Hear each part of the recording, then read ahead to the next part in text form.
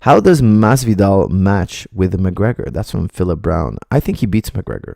Now I know people, you know, I think McGregor is a great fighter. I just think Masvidal's too big. He's he's a great puncher. He's got a great chin. And if he takes McGregor past the 2 rounds, it's gonna be the Masvidal show. And I think he's very smart. He's gonna do it. He'd take it to the later rounds, and then, again, it would be the Masvidal show. Now, I'm not saying McGregor has no chance of winning, but he'd have to win early and he'd have to connect him with the left. And kind of everybody kind of knows that. Everybody knows now what McGregor does. And I think Masvidal is gonna have a really good game plan. He's gonna be really prepared, and he's a lot bigger. He is a lot bigger than McGregor. So if McGregor had a hard time with Nate, he's going to have a tremendously difficult time with Masvidal.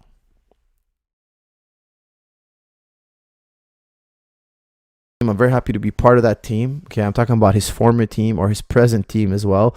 We just kind of joined forces. I did get a chance to work with Dewey Cooper, his striking coach. Dewey Cooper is a phenomenal coach. I learned a lot from him in my time working with him. I think me and him get along extremely well. I think we complement each other's strengths and weaknesses. And of course, Kevin Lee had his trainer Robert Follis, who I knew very well.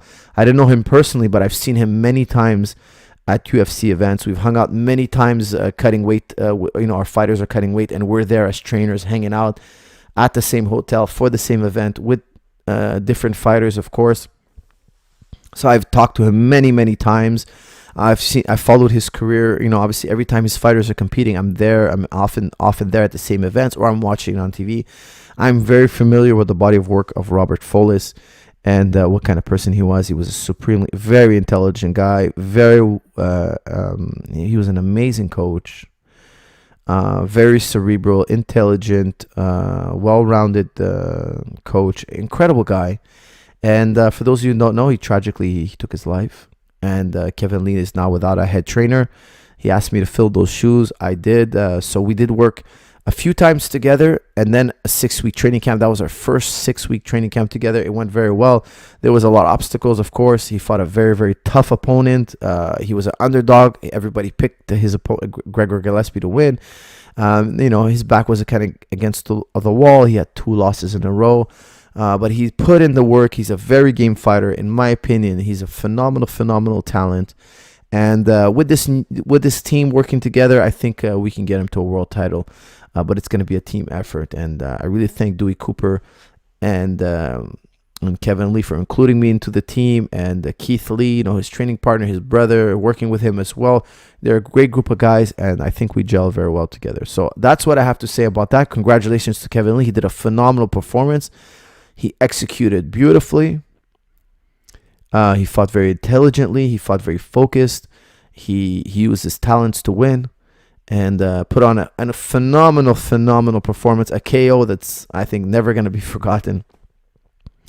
And most of all, he beat an incredibly dangerous opponent. Somebody who's on the list of who's who. The guy, people were saying this guy's the next Khabib. This guy could possibly even challenge Khabib. This guy's the next Khabib. And look, Kevin was the underdog. Kevin was everybody, every expert out there, every journalist, I should say, they all picked Gregor Gilespie, all of them. And I'm not saying that they had no reason to. The guy's a great competitor, but so is Kevin Lee. And sometimes, it's hard to imagine in our minds how a fight is going to play out because we haven't seen those two fight before. Sometimes when you see a rematch, you kind of have a great idea of how things are going to play out. Like, for instance, if you told me Masvidal and Jorge and Diaz are fighting again, I really think I know how the fight's going to go. I'm not sure, but I'm very confident. However, a specialist like Gregor Gilespie, you never know how a fighter is going to react to that style because he has a very unique style. He's a supreme wrestler, incredible conditioning, and when he gets on top, he's just a buzzsaw. So how do people deal with that particular type of style? It's not a well-rounded MMA style. It's not the kind of guy who's going to kick and punch and try subs. And he's not a well-rounded guy. He's a specialist. I would say he's a specialist. He's a puncher and a wrestler. and he's got a top game. I'm assuming, we've never seen him on his back. I'm assuming that on his back he's not as seasoned. His kicking, elbowing, kneeing ability is not as seasoned. But he's really, really specialized. So how is your fighter, or how is any fighter going to react to that particular style? That's a major question mark. But listen, that's why I was so. That's why I think this is such a big win, because he really defeated a major, major prospect.